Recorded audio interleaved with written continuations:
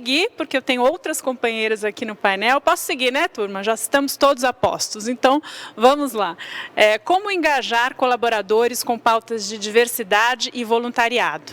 Com Joyce Baena e Graça Elizabeth Fragalá. Minha xará. A Joyce é palestrante, facilitadora, roteirista, consultora e sócia fundadora da consultoria La Grácia e da Hug, uma plataforma de encontros de construção colaborativa de conhecimento. E a Grácia é assistente social. Ela foi responsável pelas áreas de saúde corporativa, segurança no trabalho e saúde ocupacional no Grupo Pão de Açúcar. Também participou da Telefônica e tem mais de 15 anos de experiência. É também diretora titular do Comitê de Responsabilidade Social da Fiesp. E esse painel vai ser mediado pela Adriana Durso, outra colega minha aqui na diretoria do CJE. Com vocês, arrasem!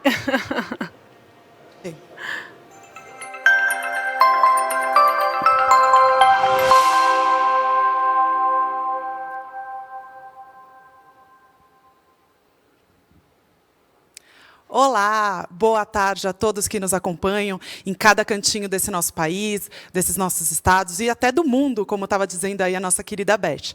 Primeiro, eu gostaria de parabenizar todos os envolvidos pela realização desse Festemp maravilhoso, com temas de grande repercussão e importância para você, que é empreendedor. E agora nós vamos dar continuidade aos nossos trabalhos. Primeiro eu vou me apresentar, né? Meu nome é Adriana Durso, sou advogada criminalista, sou diretora aqui do CJE, do Comitê do Jovem Empreendedor da Fiesp, e é com muita alegria e com muita honra que vou mediar o próximo painel. E a gente vai falar sobre como engajar colaboradores com pautas de diversidade e voluntariado. E a gente vai falar um pouco sobre isso, me perdoem aí os demais temas, mas eu acredito que esse tema tem uma relevância, uma importância muito especial para você que está assistindo. A gente tem que falar sobre isso, é um tema muito necessário, essa situação de diversidade e voluntariado. E essa pergunta que vem à tona, como que a gente engaja os nossos colaboradores em relação a essas pautas, serão respondidas pelas nossas brilhantes mulheres palestrantes desse painel. Gostaria de passar a palavra, portanto, agora para Gracia Elizabeth Fragalá, para que ela possa dar a sua contribuição sobre esse tema. Muito obrigada. Olá, boa tarde a todas, todos e todes. É uma alegria enorme estar com vocês aqui nesta grande festa do empreendedorismo, né? Eu queria agradecer pela oportunidade, pelo convite, parabenizar os organizadores, agradecer o Roger Apolinário, agradecer o Lohan Francischini pelo convite e pela oportunidade de estar aqui com vocês. Eu vou começar falando um pouquinho sobre a nossa área de responsabilidade social da casa, né? Quem somos nós, o que nós fazemos, né? Vocês já viram aí pela minha apresentação que eu sou a vice-presidente do Conselho Superior de Responsabilidade Social, diretora do Cores e do Núcleo, né? O que é isso? O que nós fazemos, né? Nós atuamos justamente na dimensão social da responsabilidade social.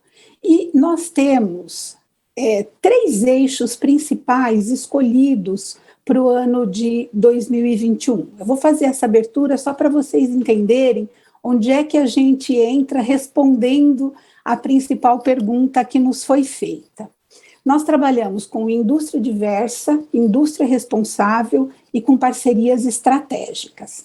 Para ficar no tema da nossa conversa de hoje, no indústria diversa, nós temos alguns programas, né, que são o Elas na Indústria, um programa para inclusão de mulheres na indústria, o Beleza Negra, que é para empreendedoras negras do setor de beleza, o programa Fiesp-Ciesp pela primeira infância, né? E dentro do contexto da diversidade também, que é o tema do nosso encontro, nós acabamos de produzir um guia de diversidade e inclusão, que depois vocês podem acessar, estão disponíveis, o guia está disponível no nosso site. Agora, por que a nossa moderadora disse que esse tema é tão importante e tão relevante e foi escolhido para ser tema de um festival de empreendedorismo tão importante como esse, né? A diversidade, ela está presente na nossa sociedade. Se nós olharmos, fizermos o chamado teste do pescoço e olharmos no entorno, nós vamos ver que a população brasileira ela é composta 52% por mulheres, 27,8% desta população de mulheres é negra, são mulheres negras, né? 20 milhões de pessoas no Brasil são declaradamente membros da comunidade LGBTQIA+. Olá, tivemos um probleminha aqui técnico, acho que travou o vídeo, mas fique aí conosco, não fuja, nós iremos regularizar a situação e já estamos voltando nesse momento. Vamos voltar aqui com a ideia da nossa querida palestrante. Vamos lá. Agora chamo novamente a nossa palestrante. Sim. Seja bem-vinda de volta. Vamos continuar, Obrigada. dar continuidade. Foi um probleminha técnico aí, mas vamos continuar. Tá bom. Eu não sei até onde vocês me ouviram. Eu estava dizendo que 20 milhões de pessoas no Brasil são declaradamente membros da comunidade LGBTQIA+, que nós temos um obeso em cada 5 brasileiros e que 93 milhões de pessoas no ano de 2045 terão mais de 50 anos. 45 milhões de pessoas declaram ter algum tipo de deficiência. Isso não quer dizer que elas sejam passíveis de enquadramento legal, mas isso é conversa para um outro dia. Mas declaram ter algum tipo de deficiência. E 57% da população é composta por negros, pretos ou pardos, de acordo com a classificação do IBGE. Bom, vamos aguardar de maneira... vamos voltar aqui, bater um papinho, enquanto isso, a respeito do tema. A Grácia estava dizendo sobre a quantidade de pessoas que são das comunidades, por exemplo, LGBTQI+, da quantidade de pessoas com deficiência, da quantidade de mulheres, da quantidade de negros, e como isso não tem atualmente representatividade nas corporações. Então, como a gente tem dificuldade de ver, apesar da quantidade de pessoas, isso representado, essa diversidade representada dentro das empresas, das corporações. Então, muito interessante os dados que ela estava nos trazendo, e vamos ver aonde ela vai chegar com essa ideia e como resolver esse problema, mais do que isso, como engajar aí os seus colaboradores nessas pautas. Agora, acho que ela irá retornar. Vocês me ouvem? Está de volta. Sim, agora estou te ouvindo. Graça Elizabeth, muito obrigada.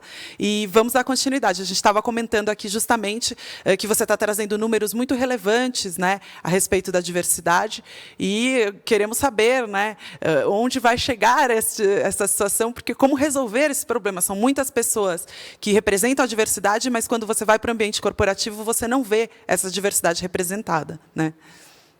Isso é mais para dar um contexto de por que as empresas têm buscado cada vez mais trazer programas de diversidade e inclusão, né? Porque elas buscam trazer para dentro das organizações esta representatividade. E qual é a dificuldade, o desafio que vocês colocaram para a gente aqui? Como engajar os colaboradores nessas pautas, né?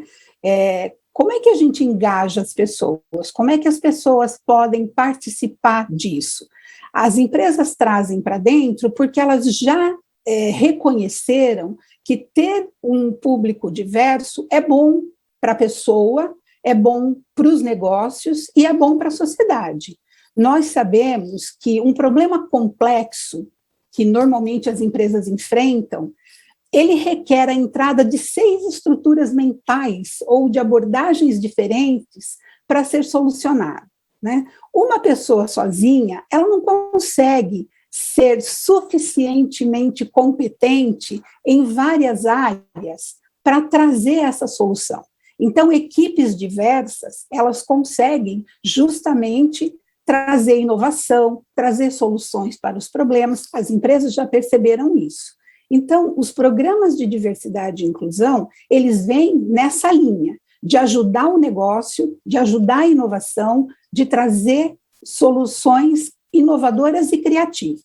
Então, eu vou falar rapidamente, dentro do meu tempo inicial, para fechar e abrir o debate, né, os 10 passos do engajamento. Eu não pretendo fazer decálogo, não tem receita de bolo, cada empresa vai encontrar o seu caminho, mas tem um caminho que já foi percorrido e de algumas boas práticas que a gente fez aqui um pequeno resumo, para que a gente possa entender coisas que já deram certo e que nós podemos aproveitar experiências de outras empresas que já foram por aí.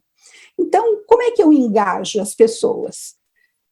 Primeiro, os programas precisam fazer sentido, né? E como é que os programas fazem sentido? Sentido para as suas pessoas. Quais são essas pessoas? Então, primeira coisa que eu preciso desenhar programas para as pessoas reais que estão dentro das empresas. Não aqueles programas que estão na moda ou que alguém achou legal fazer. Programas que façam sentido para as suas pessoas. Então, identifique primeiro qual é a diversidade na sua empresa, o que é que você já tem de diversidade, e valorize essa diversidade, né? O que é que você tem? É diversidade de raça? É diversidade de gênero? É diversidade etária? O que é que você já tem?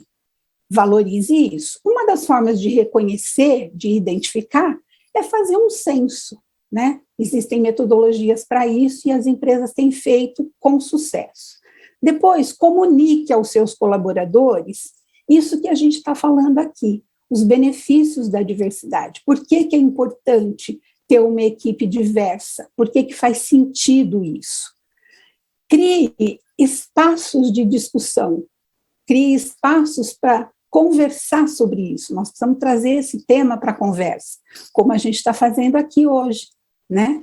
Se puder criar um comitê, um grupo formal para debater diversidade, com os colaboradores de várias áreas que se interessam por isso, também é uma experiência bem-sucedida, né? As empresas têm trabalhado com comitês ou grupos de interesse e isso tem funcionado. Cuidar para eliminar barreiras de acesso é outra forma interessante de você engajar pessoas. Quando a gente busca sempre nos mesmos lugares, dificilmente a gente vai trazer pessoas diferentes, né? Então, algumas exigências que acabam sendo eliminadas já no recrutamento e seleção permitem trazer pessoas diferentes. Faculdade de primeira linha, nem sempre pessoas de determinadas faixas etárias vão estar em faculdade de primeira linha. Se eu quero diversidade etária,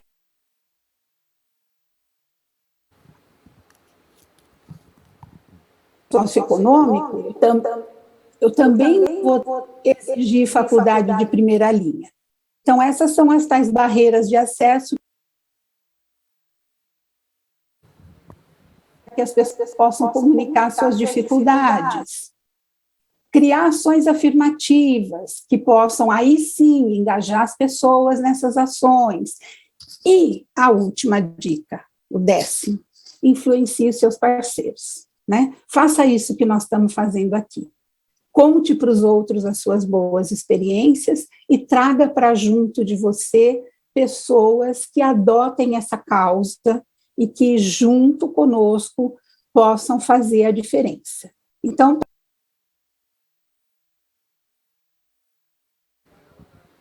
daqui que vai colocar outros elementos na conversa, mas para iniciar, eu acho que a gente tem uma base, né, do que importa para as empresas e por onde a gente poderia começar. Perfeitamente. Muito obrigada, Grácia, pelas suas palavras. Palavras assim, incríveis. Esses 10 passos aí foram uns insights preciosos para quem está nos acompanhando, você aí de casa nos acompanhando. Espero que tenha anotado cada um desses passos, porque eles realmente podem fazer a diferença na implementação da diversidade e nessa luta que a gente trava contra o preconceito, né? O dia a dia, o tempo inteiro, para poder incluir as pessoas que devem ser incluídas também e para efetivamente promover a diversidade no mundo corporativo. Parabéns pela palestra, muito obrigada pela sua contribuição. E passamos agora a palavra para a nossa querida segunda palestrante do painel do dia, que é a Joyce Baena. Joyce, você está aqui conosco, seja bem-vinda, muito obrigada por aceitar o nosso convite, por estar aqui hoje. Muito obrigada. Pode falar, a palavra é sua. Obrigada. É uma honra estar aqui, né, na Fiesp mais uma vez. É um trabalho que a gente vem fazendo aí já há algum tempo e eu fiquei muito feliz.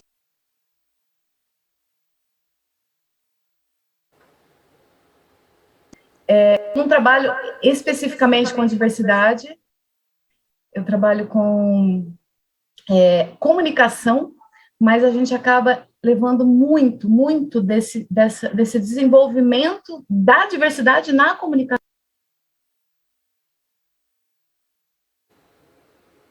Demais que as pessoas consigam conversar entre si, porque eu acredito que a questão da diversidade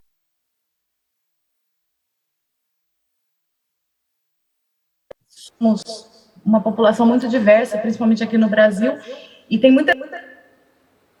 Nós estamos com probleminhas técnicos em relação à internet.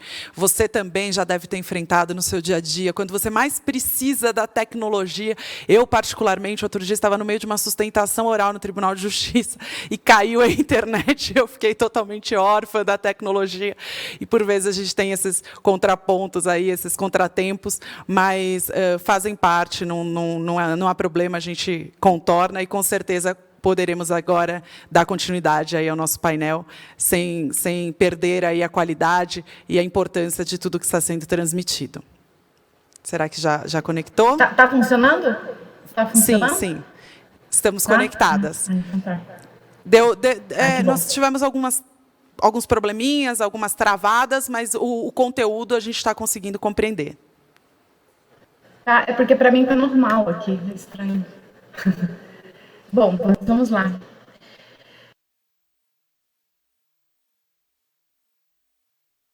Creio que travou novamente. Vamos aguardar mais uns minutinhos, ver se restabelece. Parece que restabeleceu. Joyce, me ouve? Voltou? Sim. Sim. Podemos dar continuidade. Ok. Bom, eu sou formada em comunicação social pela PUC. E quando eu fui fazer publicidade, né, que foi a faculdade que eu escolhi, eu achava que publicidade era a coisa mais importante do mundo. Porque, afinal, você vai falar com comunicação de massa, né, você vai fazer campanhas maravilhosas. Eu entrei na publicidade na época do Washington Oliveto, então vocês imaginam, né? Era super legal. E durante muito tempo eu trabalhei na área da propaganda, mas, principalmente dentro de agências de propaganda, existe um nicho, falando de diversidade aqui, existe um nicho muito fechado, né? O mercado publicitário é muito fechado, são sempre os mesmos tipos de pessoas que trabalham juntos ali. E eu me senti um peixe fora d'água, sempre me senti um peixe fora d'água, porque eu sempre gostei mais de filosofar, eu sempre gostei mais das questões humanas, de comportamento humano, eu sempre gostei mais de questões que estavam relacionadas às conversas que a gente tem nos bastidores. E por mais que eu tentasse me encaixar naquele universo, eu não conseguia. E aí, de repente, e por um outro lado, eu tinha uma coisa muito forte, né, por traumas de infância, tudo, que eu comecei a desenvolver um perfeccionismo muito forte. Então, tudo que as pessoas me pediam, eu fazia. Se você me pedisse para chegar às 9 horas no trabalho e sair às 3 horas da manhã, eu fazia isso todos os dias. E eu tinha um grau de perfeccionismo que eu sempre achava que nada do que o outro fazia era bom, o suficiente. Então eu sempre pegava para mim, então eu ia abraçando tudo. E você já vai entender o que isso tem a ver com diversidade. Porque a partir do momento em que você atinge um grau de perfeccionismo tão grande que nada do outro é suficiente, você passa a não aceitar nada do que o outro traz. Recentemente, faz uns 3 ou 4 anos, eu fui convidada pela VDI muitas pessoas aqui devem conhecer, porque a VDI ela faz o encontro, né, entre Brasil e Alemanha no mercado de engenharia. Então, tudo que existe nas universidades e empresas alemãs, eles trazem para o Brasil e vice-versa. Tivemos uma Verdade. situação que... Opa, já Voltou? deu uma pequena travada, mas agora a gente já está de volta. Até onde foi? Que você estava falando da Alemanha. Fiz esse trabalho junto com a VDI durante um ano.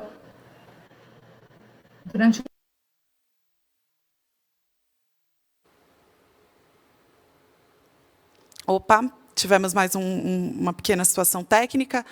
Nós agradecemos por vocês continuarem acompanhando aqui o nosso painel, continuarem tendo paciência em relação a esses problemas e compreensão, que fazem parte da nossa vida, do nosso dia a dia, toda vez que lidamos com a tecnologia. Quantas vezes a gente não foi naquele órgão para resolver o problema e a resposta foi: desculpe, estamos sem sistema. Então, faz parte, mas a gente já restabeleceu. Vamos voltar aqui com a Joyce para dar continuidade a essa palestra.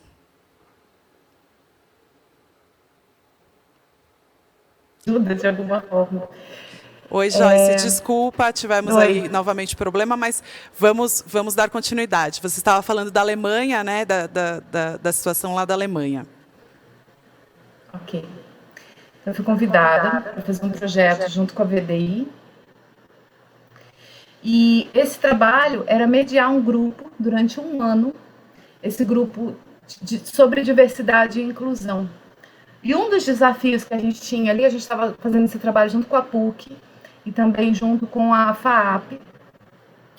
E um dos desafios nossos era fazer com que as pessoas diversas percebessem que elas mesmas eram preconceituosas em relação a outras pessoas diversas. Olha que interessante. E aí, durante esse processo, a gente fez algumas descobertas que foram bem legais para a gente trazer para o painel, né? Porque dentro do universo corporativo,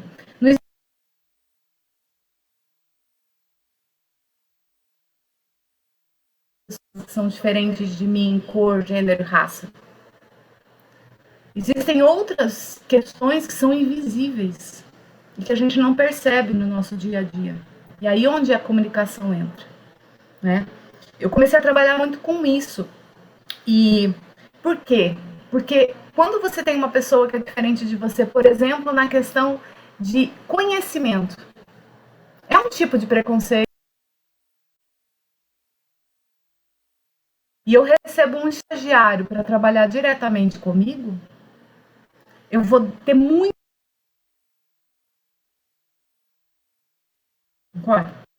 É muito mais trabalho. Então, lidar com o diverso, eu preciso me esforçar muito.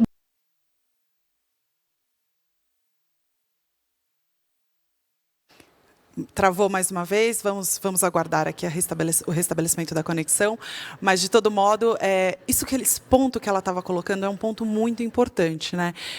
Como que a gente lida com o diverso? Lidar com o diverso não é fácil. A gente tem muito mais facilidade de lidar com os nossos iguais, com as pessoas que estão ao nosso redor, que são parecidas conosco, em todos os aspectos, em gênero, em raça, em conhecimento, como ela estava colocando, né? E até gostos. É muito mais fácil quando o corintiano fala com o corintiano. Os dois torcem ali para o mesmo time e não vai ter problema. Mas aí, quando a gente começa a lidar com a diversidade, o corintiano tem que estabelecer uma comunicação com o palmeirense, a gente tem uma situação que tem que acabar preponderando, que é o respeito.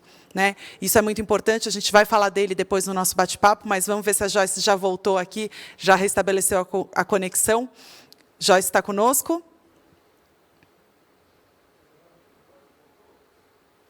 Vamos aguardar mais uns minutinhos. Ah lá, Joyce está aqui conosco, retornou. Tá funcionando. E você estava falando, a gente estava comentando aqui, desse ponto tão importante que é lidar com o diverso. Parece fácil, mas não é. É muito mais fácil você lidar com o igual. E aí, como que a gente lida com o diverso? Joyce, continue aí a sua apresentação, que está brilhante. Obrigada. Ok. Bom, essa nossa dificuldade de lidar com aquilo que é diverso, faz com que muitas vezes a gente fuja. A gente fuja daquilo que é diferente, a gente quer ter amigos parecidos conosco, a gente quer lidar com aquela pessoa da família que é mais parecida com a gente. E no trabalho, a gente vai se aproximar de pessoas que têm um pensamento mais próximo e um conhecimento que seja mais fácil. Porque já não é fácil no nosso dia a dia, a gente já tem que estudar, a gente tem que se preparar o tempo todo para milhões de questões, tem milhões de desafios. E aí, quando você pede para eu parar, é para qualquer um, em qualquer momento da vida. E empreender não precisa ser só ser dono do próprio negócio, você pode empreender na empresa, na instituição que você faz parte, a qualquer momento, do setor privado, do setor público, é esse entusiasmo. Quero fazer um gancho com essa questão do voluntariado, né, de como engajar. Esse entusiasmo que alguns palestrantes falaram hoje, inclusive o Felipe falou no painel anterior,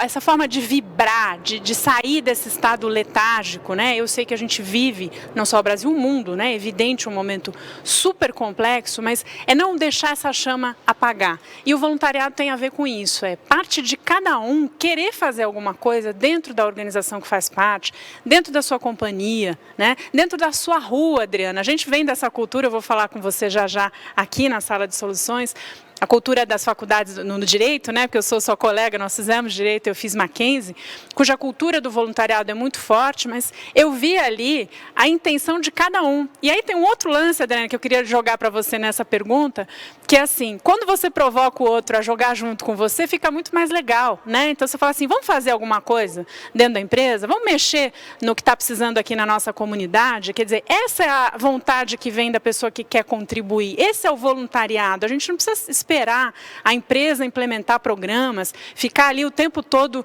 né, movendo isso. É lógico que é importante as áreas respectivas das empresas terem os seus programas e os seus incentivos, mas a gente tem que parar com essa história de ficar esperando acontecer e ir para cima e agir. Então, eu queria te perguntar sobre isso, Adriana, no seu ambiente jurídico, que você também tem essa cultura do voluntariado, como é que é, né, para você, e como é que a gente pode chamar os nossos amigos, os nossos colaboradores e parceiros a começar a agir junto também. Volto aí com você, depois você joga para cá se precisar e a gente vai batendo essa bola até a Joyce e depois a Graça acho que vai voltar para as considerações finais, tá, Adriana? Vamos ver se ela está com a gente ou se não. Senão a gente segue aqui, eu tenho muita coisa para falar com você.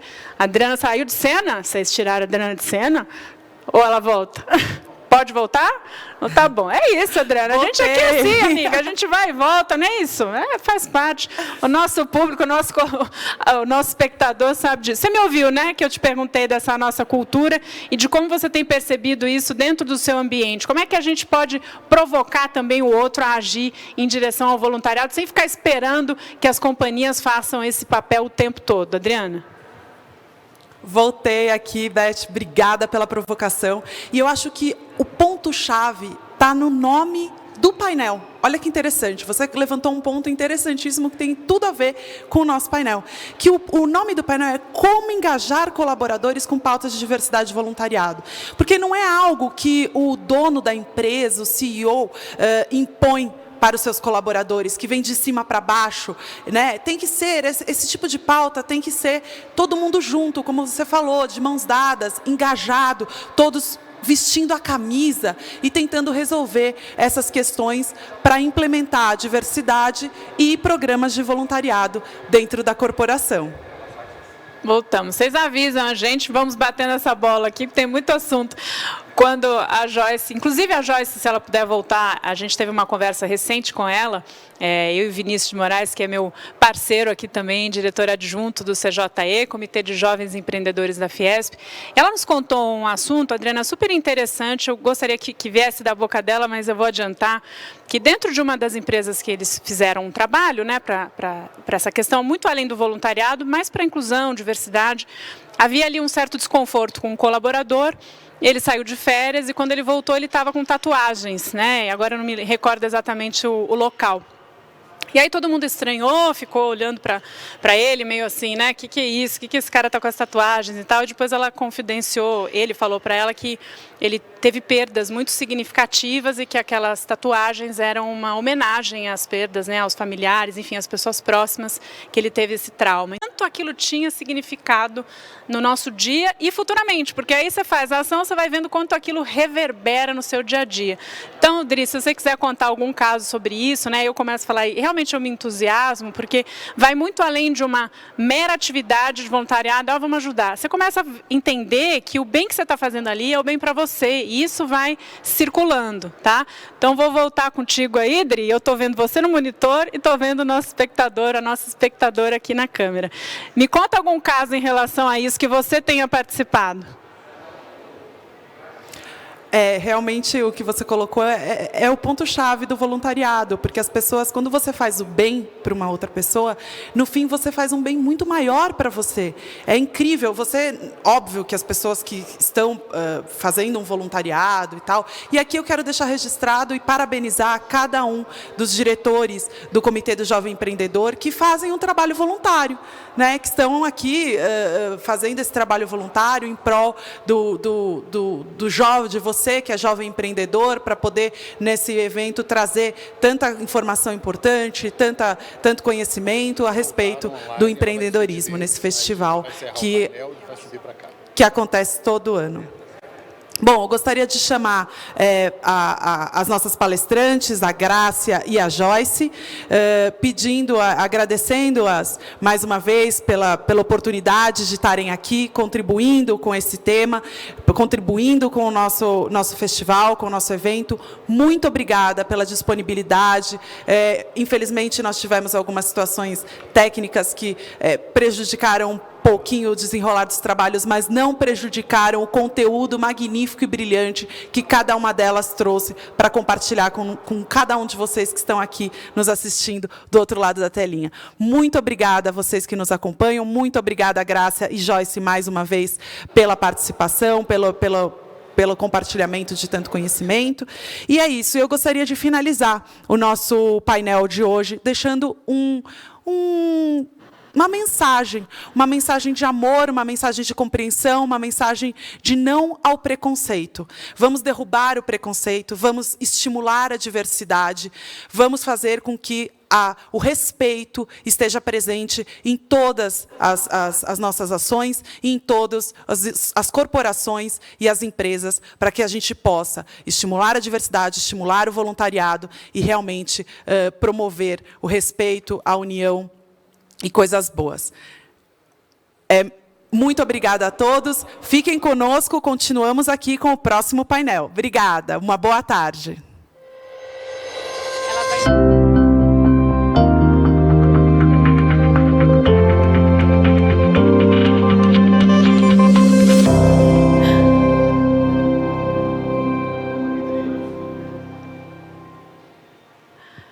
Obrigada, Adriana. Ela está voltando aqui, você segura aí, porque tem um pouquinho mais. E é isso que faz o encontro melhor, né? O encontro de verdade.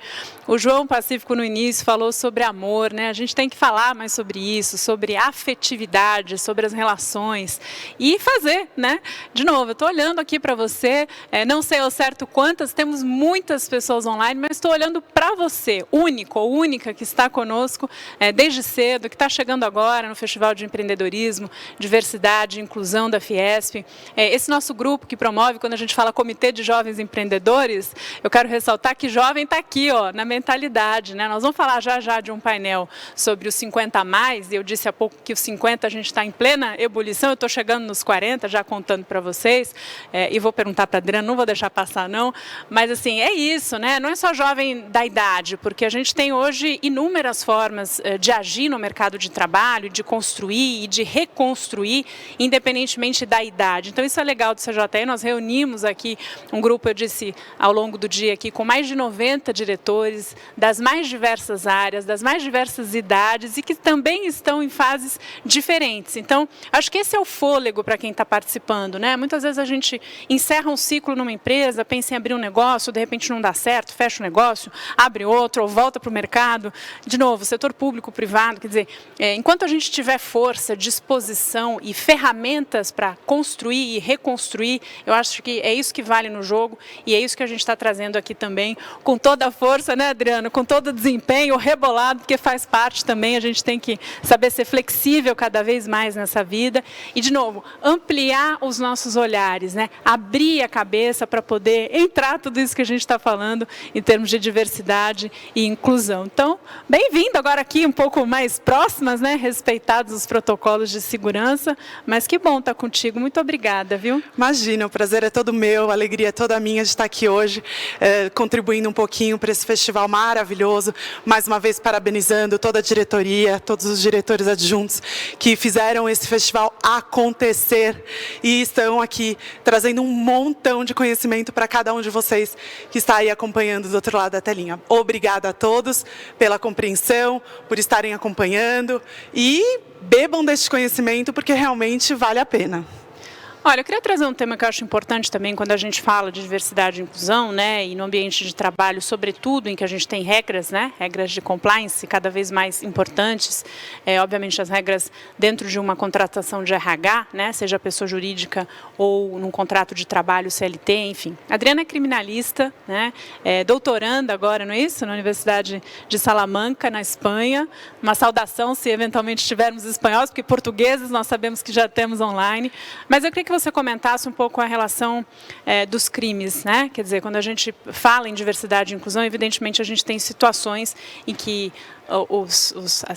esses comportamentos, na verdade, vão muito além de comportamentos e há um momento em que eles se tornam crimes, né? Eu sou advogada, não nessa área, mas a gente pode bater um papo para levar isso de uma forma séria, né? Obviamente não pesada, mas assim, em que momento isso também você trabalha muito com empresas, é preciso alertar, tomar cuidado e conscientizar cada vez mais os colaboradores, porque aí a gente entra numa seara muito mais séria do que apenas um comportamento social, né?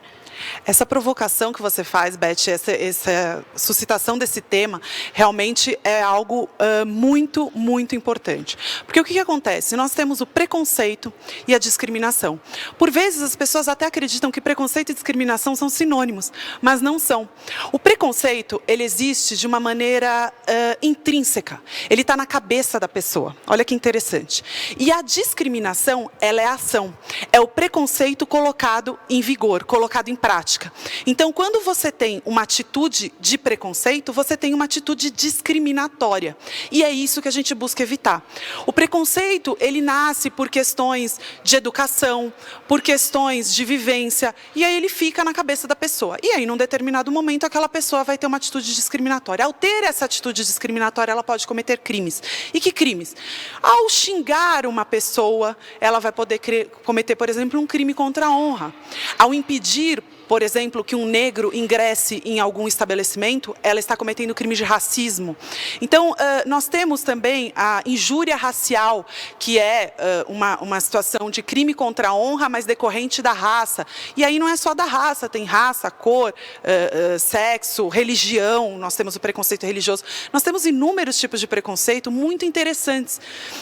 Foi colocada a questão no painel do preconceito em relação ao conhecimento. E nós temos um preconceito linguístico que eu sempre brinco, porque eu tenho uma amiga que é do Nordeste, um dia ela virou para mim e falou assim, você fala errado.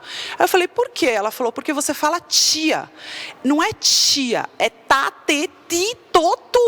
Então é tia. E aí eu falei assim, não, é tia, eu aprendi tia a vida inteira. E ela falou, por acaso você fala tcharcharuga? E eu falei, não, realmente eu não falo tcharcharuga, então pode ser que eu esteja falando errado. Mas é uma situação de preconceito linguístico que também existe na nossa sociedade. São inúmeros os tipos de preconceito e a partir do momento em que eles são colocados em ação através de atitudes discriminatórias, nós temos crimes que podem ser cometidos e serão apurados e serão punidos aquelas pessoas que vierem a praticar esse tipo de preconceito. Agora, olha que interessante, né? E vocês vão refletindo conosco, o fato da gente poder hoje falar sobre tudo isso, Adriana. Nós estamos num momento em que uma casa como a Fiesp tratar de assuntos tão significativos, com tamanha amplitude, com profissionais tão diversos, e poder levar isso a um endereçamento, a um lugar de ação, eu acho que é um marco, né, o que está acontecendo aqui, no sentido não só da inspiração, mas de propor caminhos, né, soluções para tudo. A gente sabe que não temos o tempo todo, mas propor formas de fazer e dar esse caminho já é acho que eu diria aí dos primeiros 100 metros, pensando numa corrida aí de 400, é essencial, a largada que a gente está dando aqui.